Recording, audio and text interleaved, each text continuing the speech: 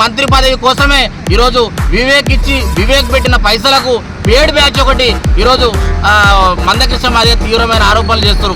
ప్రధానంగా అడు సరిపల్లి రాజేష్ అనేటోడు కావచ్చు, రెంజర్ల రాజేష్ అనేటోడు కావచ్చు, అడు గుండెల గోపీనాథ్ అనేటోడు కావచ్చు, ఇంకొకటి ఉస్మాన్ యూనివర్సిటీ కేంద్రంగా సామాజిక న్యాయం మీద మాదిగలతో కలిపి పనిచేసిన ఒక విగ్గుబాబు అనేటోడు కావచ్చు ఈరోజు కృష్ణ మాదిగ మీద తీవ్రమైన విమర్శలు చేయడానికి మాదిగ స్టూడెంట్ ఫెడరేషన్ గా తీవ్రంగా ఖండిస్తున్నాం.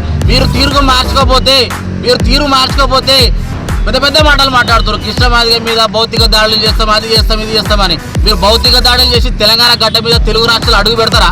ఇళ్ళల్లో ఉంటారు అక్కడక మీరు. జాగ్రత్త అని ఖబర్దారని హెచ్చరిస్తున్నాం. తీరు మార్చుకోండి. మేము సాధారణ మాలలు కూడా విజ్ఞప్తి చేస్తున్నాం. ఈరోజు మందకృష్ణ మాదిగ గారి పోరాటం వల్ల మీ ఇంట్లో ఆరోగ్యశ్రీ వల్ల ఉచిత వైద్యం అందుతున్నది, 6 కిలోల బియ్యం అందుతున్నాయి. అదేవిధంగా మీ అమ్మనాన్నని మీ తల్లిదండ్రులని మీ భార్యాభర్తలను అడగండి. మీ ఇళ్లలో 4,000 పెన్షన్ 6,000 పెన్షన్ వస్తుంది. అది మందకృష్ణ మాదిగ గారి పోరాటం వల్ల.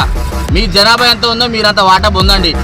మీ వాటాని మేము గుంజుకోవట్లేము. కాబట్టి మా వాటాని మేము తీసుకోవడానికి మేము సిద్ధంగా ఉన్నాం. కృష్ణ మాదిగ నాయకత్వంలో ఖచ్చితంగా దేశవ్యాప్తంగా ప్రధానంగా తెలుగు రాష్ట్రాల్లో వర్గీకరణ సాధించాం.